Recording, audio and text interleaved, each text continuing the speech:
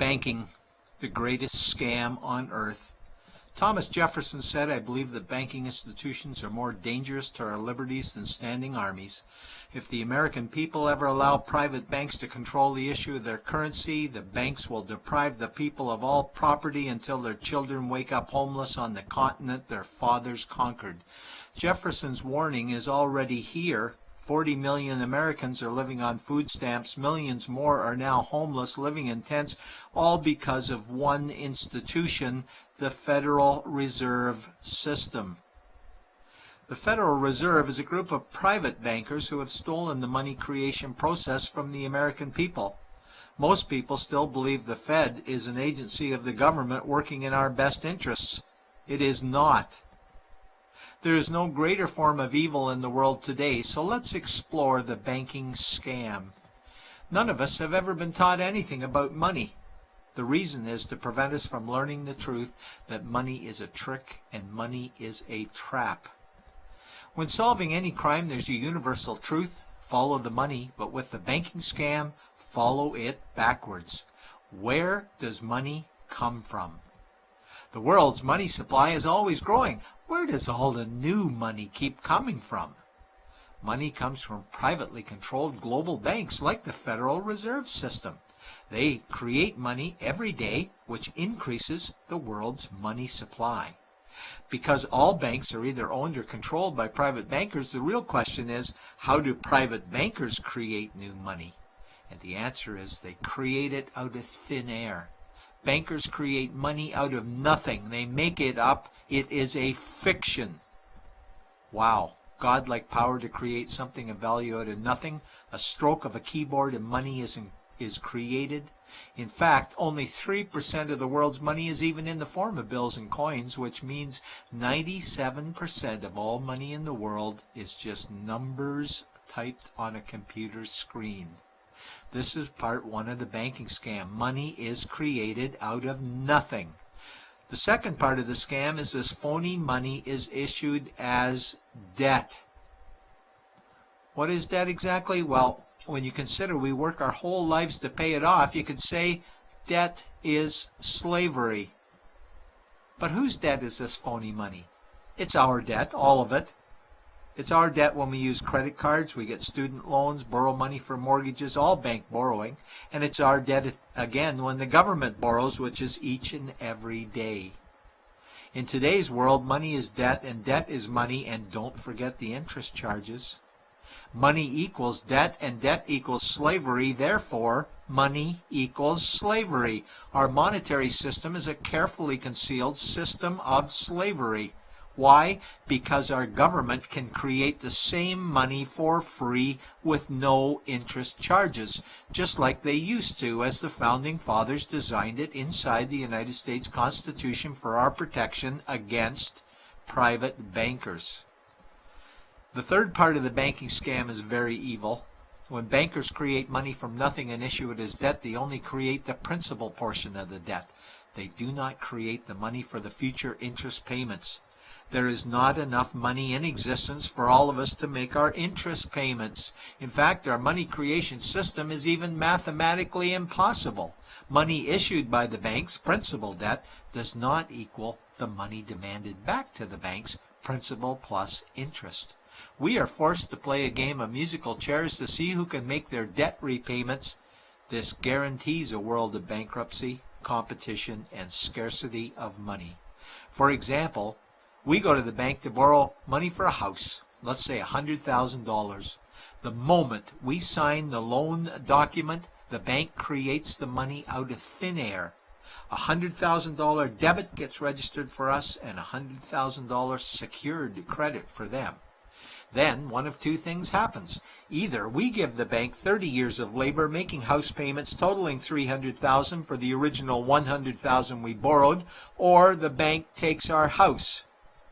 The bankers get either our labor for life or our house, and often they get both, all from money created out of thin air and issued as debt, for money made out of nothing.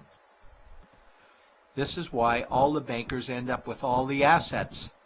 The fourth part of the banking scam is inflation. People think inflation is prices and costs increase. A better answer might be the value of our money always goes down. Inflation is created every time the central banks print money, which is every day. Where does all this new money get its value? The answer is it steals its value from the existing money supply, where our savings are. Our savings are disappearing because of the new money they're printing. If money creation was in balance with goods and services, there would be no inflation. Prices would stay the same. But the reality is banks always print money, driving prices ever higher, which steals the value of our savings, making them disappear. Since the private bankers created the private Federal Reserve in 1913, the United States dollar has lost 97 cents in purchasing power. An item in 1913 that cost $100 in 2011 cost $2,230, a price increase of 2,130%. This is the banking scam. 4 parts. Private bankers create money out of nothing and charge interest on it. There is no money created for the future interest payments, and inflation steals our savings every day. In order for the banking scam to be pulled over our eyes, the bankers need help from the likes of paid-for politicians and appointed civil servants, military-industrial complex, mainstream media, multinational corporations, and the bankers' good buddies. For example, what do our banker-controlled television networks say about criminal bankers? "Oh, bankers are our saviors. Chairman is Man of the Year. He saved the world. Bankers really do deserve their bonuses. They're so smart." And what do our banker-owned G20 politicians say we need to do? That we must save our banking system, and now we need austerity measures, like increasing existing taxes and bringing in new taxes, cutting our social programs, including education and health care, stealing from our pension plans while increasing the retirement age, keeping us working for more years at lower wages while placing our children and grandchildren in debt and servitude for their future lives.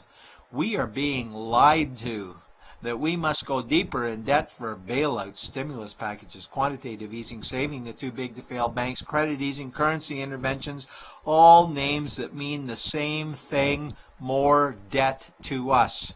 Is it not strange that the solution to too much debt is always more debt to us?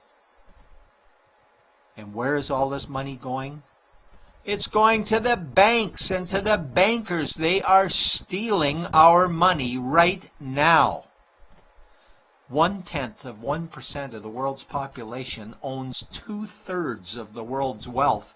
This means that 99.99% of the world's population own less than 1/3 of the wealth, a decreasing amount because these guys are stealing it. We desperately need to wake up to the banking scam. It is time for change. To retake control of our money system, we must stop supporting the banking scam.